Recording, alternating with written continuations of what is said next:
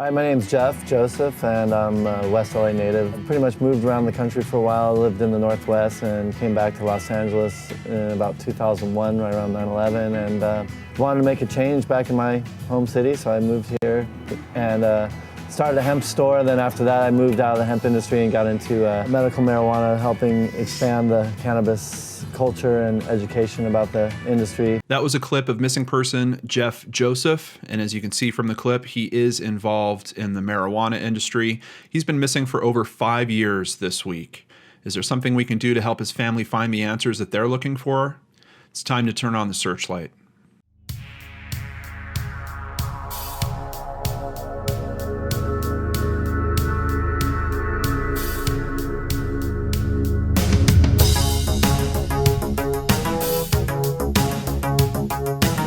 Hey everyone, John Lorden here. Thank you so much for joining me on another episode of Brainscratch Searchlight.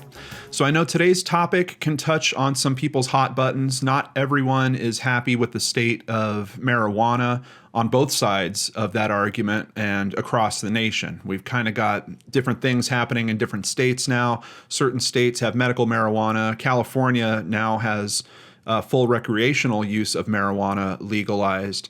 But for a period of time there was this strange situation that was going on in California where medical marijuana was legal, but the federal government wasn't really acknowledging that.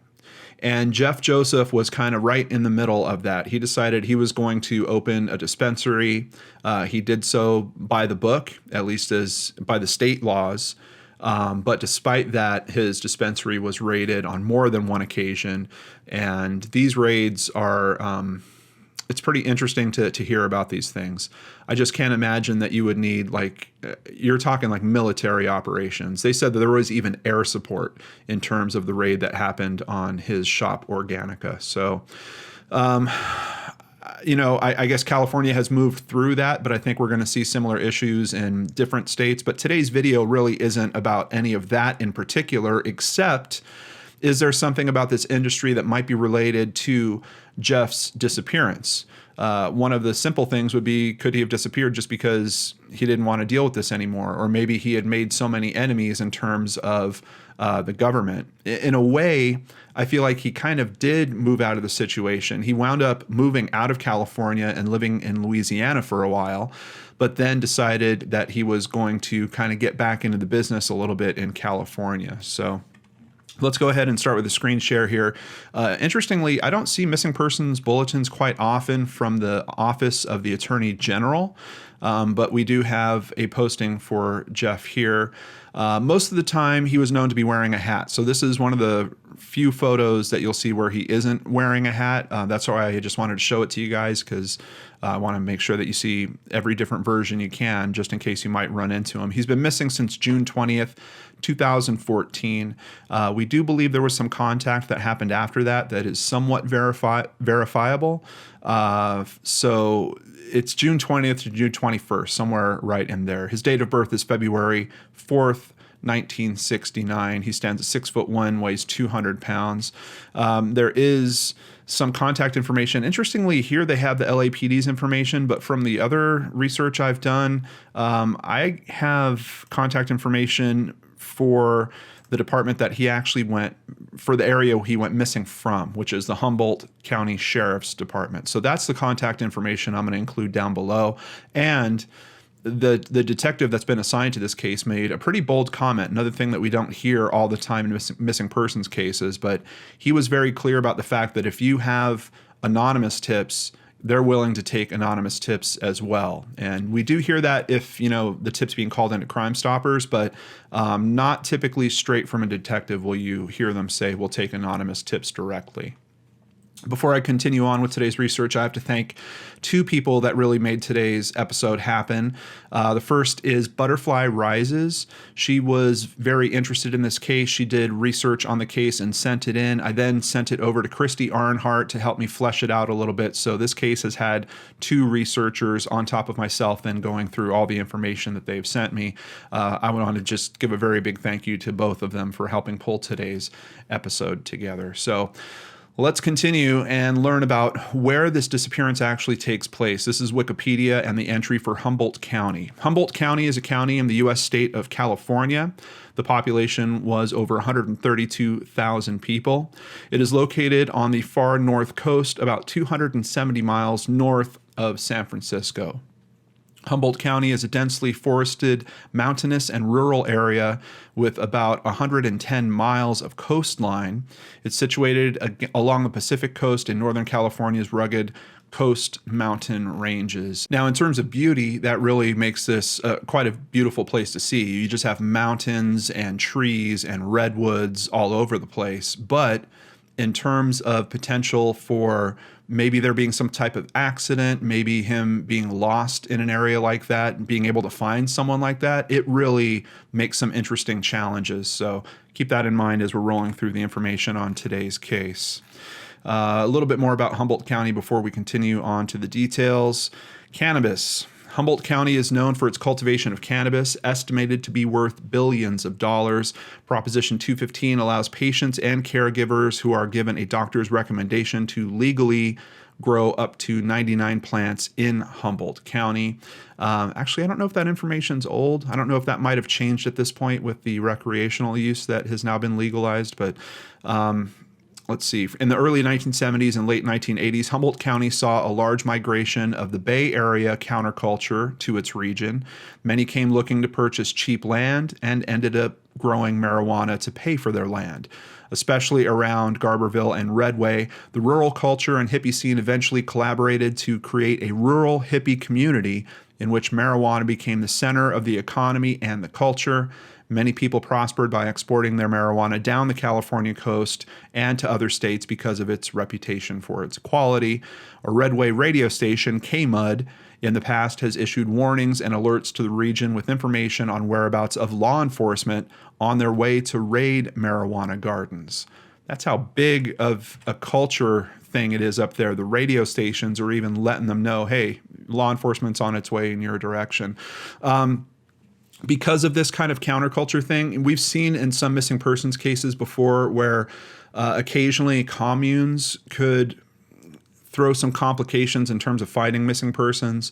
You have people that are essentially living off the grid, people that are highly undocumented in their day-to-day lives, and that sometimes creates a place where people can disappear into. I know in one case, thankfully, we had a young woman that did move into a counterculture lifestyle and thankfully was eventually found and returned to her family. But there's also the potential for criminal activity to be very hard to investigate because of this.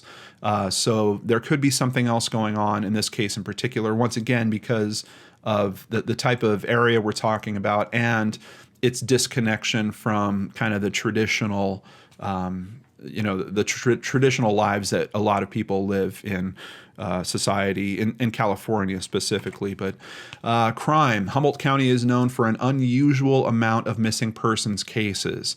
It was highlighted as part of the 2018 Netflix documentary Murder Mountain. So another thing to keep in mind, we've basically got this guy going to a very hot spot for missing persons cases. All right, here is the NamUs profile for Jeffrey Keith Joseph, white Caucasian male. So like I was saying earlier, here they're noting the date of last contact is June 21st, 2014. They're saying he's missing from West Hills, California. From what I understand, West Hills was his first stop when he flew into California from Louisiana. I believe he visited with a relative there before he drove up north. Missing at the age of 45. His current age would be 50 years old.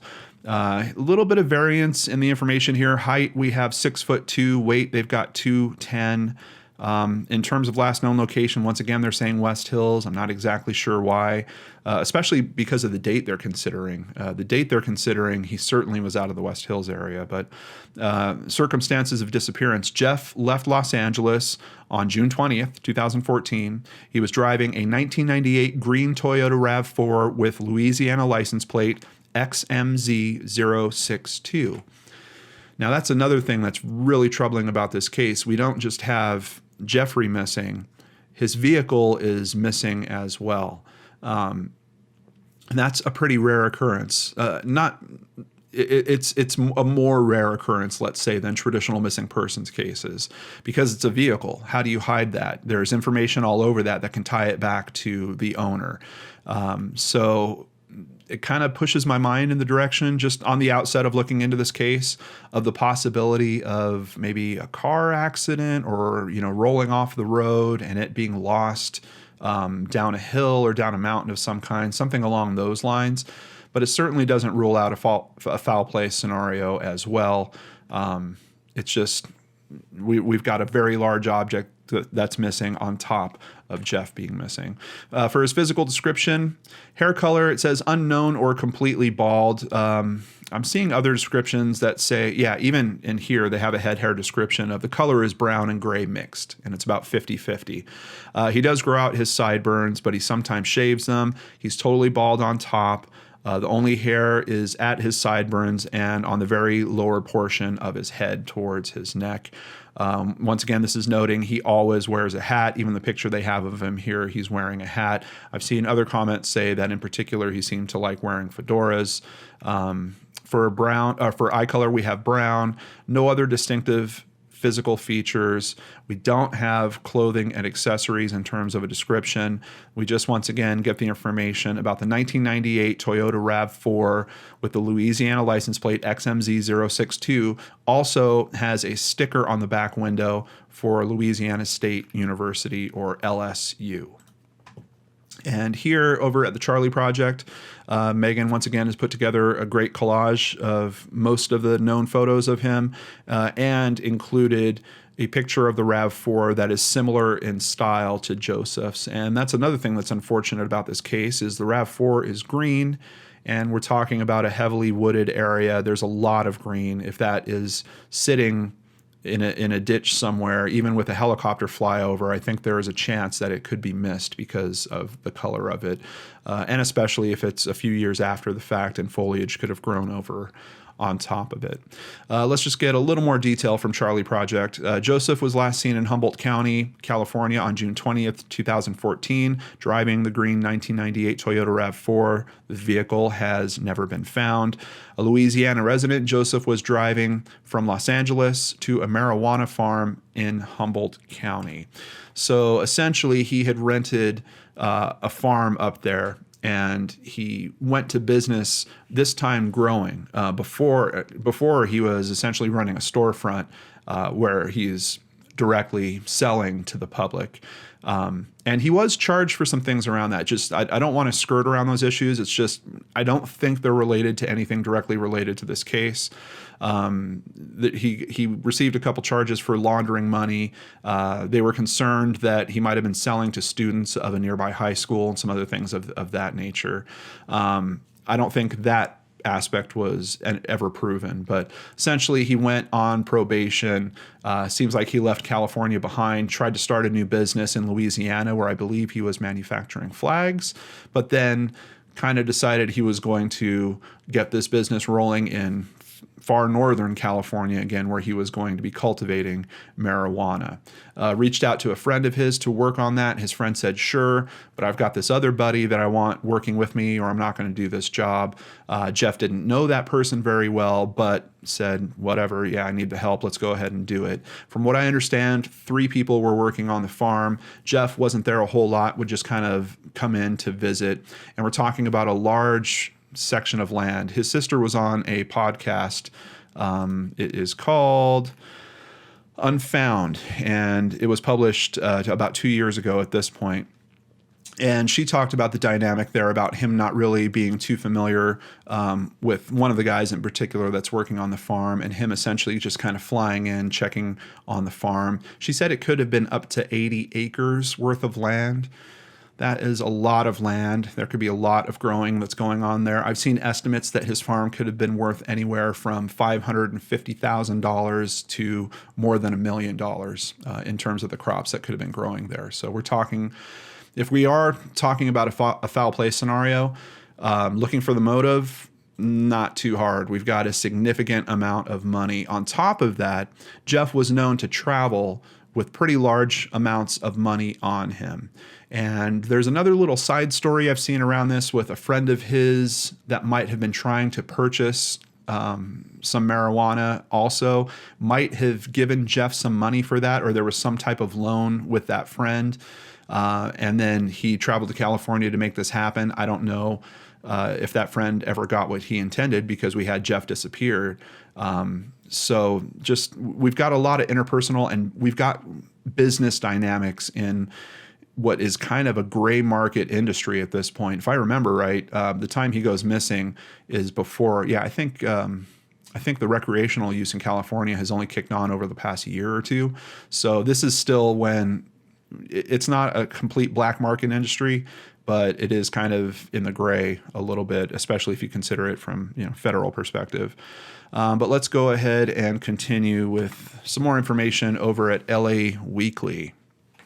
We can see they've got a missing poster for him here. Not much different. Same thing about the LSU sticker being in the back window, and just that he was a Louisiana resident.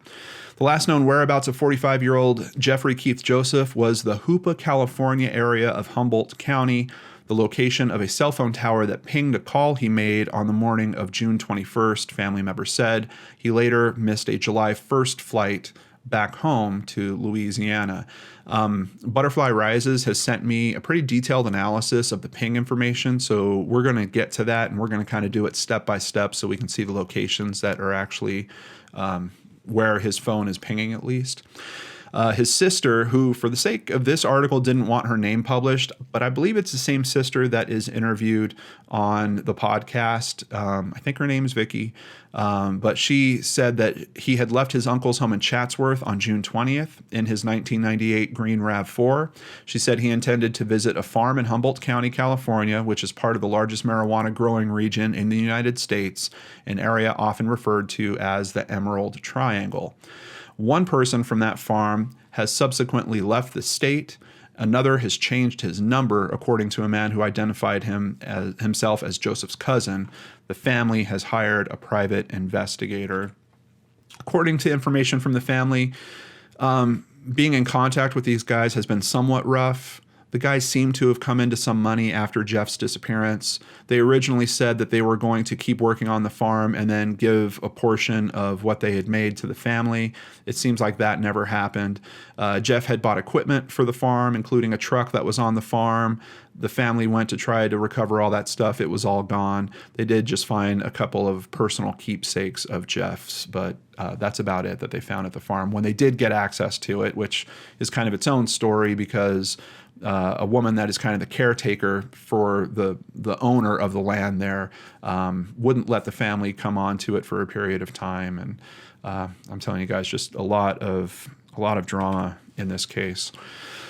Humboldt County has been inundated with drug-related crime and missing persons cases in recent years. Joseph's last known location is a town off Highway 96 in the Hoopla Valley Indian Reservation, which is dissected by the Trinity River. The Trinity feeds into the Klamath, which is well known for irrigating cannabis grows. Joseph's cousin said police suspect foul play in his case, something the Humboldt Sheriff spokesman said he couldn't confirm because a detective was just assigned to the case. But Joseph's sister says much of the same. We've definitely heard rumors that he was heading up to a farm, she said. That's what we're trying to figure out with his phone records. There's so many phone calls. We're trying to find out who he was meeting. There's a lawlessness up there. People get killed. There's so many missing people up there, they just vanish. Regardless of whether or not he was doing something wrong, we don't want Jeff to look bad. He might be dead. He didn't deserve to be murdered. I don't have much hope that Jeff is alive. That's my own gut instinct as a sister. So I know with the information I've shared with you at this point, you're probably thinking, well, the guys that he was working with, the three guys working the farm, right? It has to be something involved with them. Well, he was actually making another stop before he got to that farm, and this was supposedly to have some other type of exchange having to do with plants. I don't know if he was picking up plants to take to the farm, something along those lines, but we have another person that's actually kind of tied up in this as well, so keep that in mind as we roll forward. As part of his sentence. So this article goes into his Organica store and that being raided and him being charged. As part of his sentence, Joseph was ordered to serve 1 year behind bars and then do 5 years of probation. His sister says he was indeed still on probation despite a recent attempt to shorten that part of his punishment. Joseph's sister said she believed he was not supposed to leave LA County as part of his probation. Was he doing things he wasn't supposed to on probation? Sure. I'm not worried about that now. I'm worried about finding my brother. If that means going back to jail, that's fine. I want him back alive. Certainly makes a lot of sense to me as well. So look, can we get some details about this other person that I've now introduced into the mix? This article is going to get us there. This is from LostCoastOutpost.com. Joseph's family believe he came to Humboldt County in order to do a marijuana deal and to check on a property he was leasing in the area. According to investigator Jeff Kaplan of K&K Confidential, there has been no new hard evidence of why Joseph disappeared, but there have been a number of leads. Detective Todd Fulton of the Humboldt County Sheriff's said that the property Joseph leased was searched last year, but there was no evidence of him having been there, nor had the neighbors seen him in the area at the time of his disappearance. In addition, after the first of this year, this is an article from 2015, when the majority of leaves had dropped from the trees, the California Highway Patrol, at Fulton's request, did a flyover of the area in their helicopter and looked around for Joseph's car. Fulton said that the area is very rough and it is possible the vehicle was there but not observed. So just a couple of comments on this. First of all, it's good to hear we have a private investigator working on the case. But outside of that, we have the detective talking about a search that happened on the property. The sister that was interviewed on the podcast made it sound like it wasn't a very detailed search. No dogs were brought in, no equipment was brought in. It was basically the detective kind of showing up on the property and walking around and taking a look around. On top of that, I lived my whole life up to just a few years ago in California. I was actually in Southern California.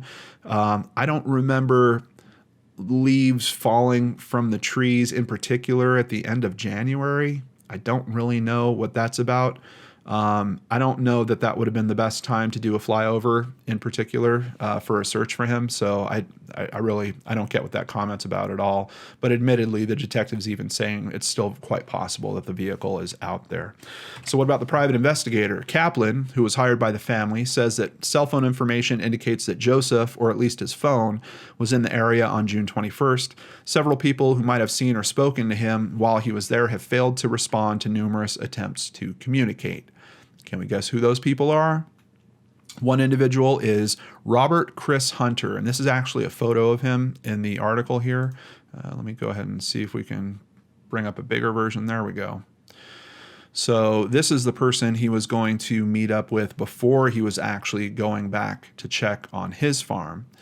And apparently this guy has a criminal past as well. As a matter of fact, I think he's even currently been incarcerated again. Kaplan believes Hunter may have met with Joseph. He is currently wanted by the Trinity County Sheriff's Department. See photo from his wanted poster on the right. And efforts to contact him have been fruitless. On top of that, we have the employees that worked there. Elliot Storms is one of them. Hayden Black, I believe, is another one. And then Ben Rogers is the third. Elliot Storms is a friend and business partner of Jeff's for over 7 years. Ben Rogers was someone Joseph knew in Louisiana as well as here in Humboldt. A family member says neither have responded at all to multiple attempts to communicate with them. Obviously, it has to be very, very frustrating when you're a family member of a missing loved one like this and you want to speak to people that might have information for you and try to get that help and you can't.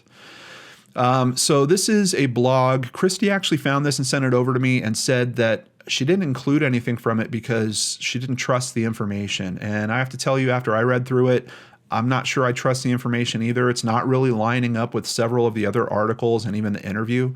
But there are a few things that line up. One in particular is talking about the pings. Jeff Joseph traveled to Willow Creek area of Humboldt, Trinity County, on the day of June 21st, 2014 at 8:20. He called a 504 number and talked for 27 minutes. His cell phone location pinged in the hills above Willow Creek. And they've got a map here that's showing some of the coordinates. The information I got from Butterfly Rises has quite a bit more detail, so we're going to get to that here. But once again, this article also touches on Jeff had made arrangements to meet someone. Here they're saying for the exchange of 50 pounds of marijuana. that's not what I heard initially, so I don't know if that's true or not. But it is some form of marijuana transaction that he decides to meet up with Robert Chris Hunter. According to phone conversation, he was waiting for Robert Hunter the morning of the 21st. It was the last anyone has heard from him. So let's see if Butterfly Rises can give us just a little bit of better detail. 10:30 a.m. on the 20th, we have him leaving the LA area, heading up north, and around 10 p.m. he actually arrives in Redding, according to her notes. It's only an 8-hour drive according to this. Of course, consider LA traffic. You could easily tack on another hour or two on the way there. It seems to fit the time pretty decently, but Redding isn't exactly around where the cell phone pings are. It's about an hour outside of where we get our first cell phone ping, but let's go ahead and get the details there. June 21st, 2014, from midnight to about 3 a.m., they're saying Jeff's phone is pinging off towers in the Weaverville area, and they actually have coordinates here. I've put the coordinates into a second map. And just to show you from Redding here to our first ping location here, that is over, I think it's about 50 miles away, about a 1-hour drive. So I'm curious why we have him pinging out here between midnight and 3 a.m. if he is truly staying in Redding. Now, I have seen some comments from people that are saying cell phone service out here is really wacky, and sometimes they connect to towers that are even in other states, at least according to one comment I read. I have a problem with that, with thinking that that's what's going on here, because first of all, I don't know that you can connect to a cell phone tower that's 50 miles away.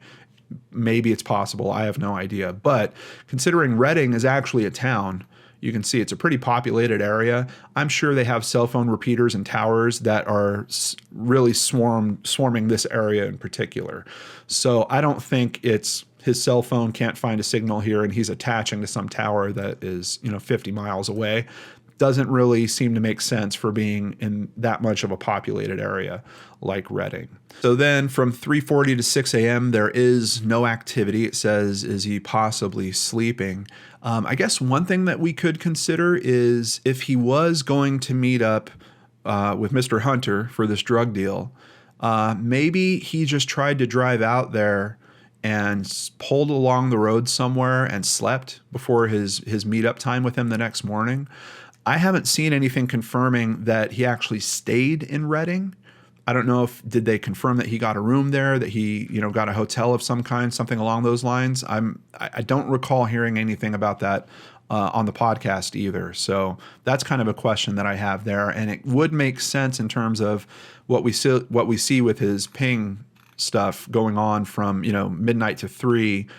Putting him that far away from Redding, then stopping from 3:40 to 6 a.m., then picking back up at 6 a.m. And at this point, it says his phone pings off the tower in Willow Creek on Peachtree Lane for phone calls and text messages and mobile data. So that one is the next location, which is actually further in. We can see here's Willow Creek, and there is just north of it. And I believe this might be the location that is actually within 5 miles of where Robert Hunter actually lives. I'm trying to balance a lot of different sources here, but I believe that is the right spot for that location. Interestingly, here we actually have phone calls. Jeff calls his friends, Alec and William Dodge. He's got a 7:46 a.m. call to William. During the call, he tells him that he's waiting to meet someone. His last call and text to Alec is somewhere at 8:08 to 8:10 a.m. So those are pretty good confirmations. We have him speaking to his friends. We know one of those phone calls is like for 27 minutes. That's a pretty prolonged period of time. So I don't think someone is faking that they're actually Jeff at that point. Then from 8:20 to 11:20, Jeff's phone pings only mobile data, no activity after that. And they get him pinging off a tower that is at a place called Bloody Camp Tower. Very unfortunate name when you're looking into a case like this and worried if the person is still alive. But you can see that tower is even farther north. And there is the Hoopa Valley Reservation that is mentioned in some of the earlier coverage that we did here. So as you can see, just look at this area. I mean, there is just tons and tons. It is just mountains and trees. And there are areas that are populated. You can see here the Trinity River Highway. There seems to be some homes around there. There's even a casino out here as well. Supermarkets. I mean, there's definitely services around here, but you can see some of these roads just go off into the mountains and into the wilderness, and not knowing what roads in particular he may have taken. You know, pings are only giving you about a 5-mile radius. It's somewhere within 5 miles typically of where that tower is where his phone was. So we can't exactly get, it's not like GPS information where we could say, we know where he was driving. He took this one nasty road and we really need to check on that. But that is something that is considered by the people over at Web Sleuths. A member named Dewdrop specifically mentioned the 299 is a hard road to drive, many places to go off. It's the same road where Jennifer Wilmner went missing in the mid-90s. And if we look at this map, 299 is certainly a big part of the drive that Google is figuring out for at least hitting these locations that we've tossed at it. So it's one of those things. I can't write off the possibility that this is an accident situation, but we've got some strangeness there in terms of, we have a phone call to a friend where he says he's waiting to meet with someone. That would lead me to believe that he was already at the location where he's going to meet with that person. The person that he's meeting with has a pretty tough criminal record. I think that does include some violence.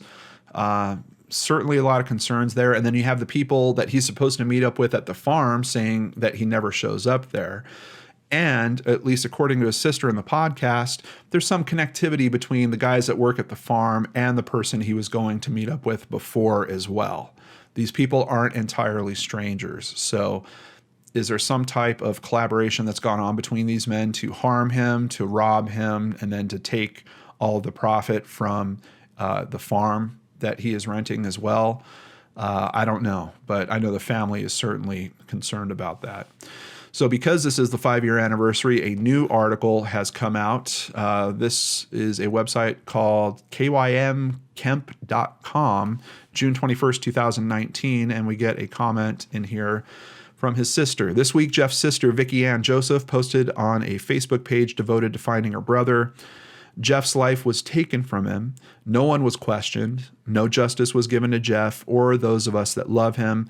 They got away with murder, plain and simple. It's horrible that this goes on and no one is even questioned. This is California, not a third world country. Rest in heavenly peace, big brother. We love you always. I hope someday we can bring justice for you, but I'm not hopeful about that. Really terrible. So where is Jeff Joseph, everyone? This is where I'm going to turn it over to you. Let's talk about it in the comments below. And please remember to be respectful. I'm pretty certain that his friends and family are going to see this posting, and hopefully look to your comments for additional thoughts, theories, different directions that maybe they haven't considered as well. So let's do our best to share those in a way that everyone can appreciate. For me personally, I don't know. The aspects that I've heard about him meeting up with Robert Hunter, I'm very concerned about. But this area does look pretty treacherous. We know he's driving for a good period of time. You know, he's driven for the whole day before. Could he have been tired? Did he really stop somewhere? Did he really rest up? I don't know. Was he a smoker himself? I have no idea. Is it possible that, he might have smoked some marijuana before he made that last leg of the journey and had a terrible accident? I don't think we could really discount that. But hearing about the fact that, these supposed friends of his aren't remaining in contact with the family, that the private investigator is having trouble talking to these guys, that some of them appear to have come into money after all this, there is a lot of suspicious activity that's going on around this case. And that's a big part of the reason why I wanted to present it to you guys and to get more people looking, thinking, and caring about this. And I hope that most of you out there, even if you don't agree, in terms of what marijuana is meaning to different states and to our country in general will at least agree with the fact that no family should be going through this, having a missing loved one. And if there's something we can do to help that family, I think we need to step up and maybe put those other beliefs to the side to do the best thing for them. Of course, in the description box down below, you'll find sources for everything we've covered today and for the Unfound Podcast. I'm going to have that down there. It is about an hour and 40 minutes. Most of that is actually interview with his sister. So you could definitely dive into more details there. And I feel terrible for this family. I truly hope that they find some answer in this. I'm just personally worried because it's such a vast area we're talking about. Even with the 5-mile radius, we've got those 3 different ping points that aren't exactly next to each other. We've got a lot of distance and a lot of really big questions in this case that need to be answered. So I'm hopeful maybe some of you out there can help the family with that with your amazing comments down below. Before I end today's video, let's thank several new patrons, starting with Fanny Karen, Jennifer, Mario Romani, Devin O'Connor, Jody, Joanne Hamilton, Sharon Ayers, and Beth Zadranacek. Hope I said that right, Beth. On top of that, we had a pledge increase from Candace Glazier. Thank you so much, Candace. I truly appreciate that. Take care, everyone. We'll see you back here on Friday with a brand new episode of Brainscratch right here on the Lord and Arch channel.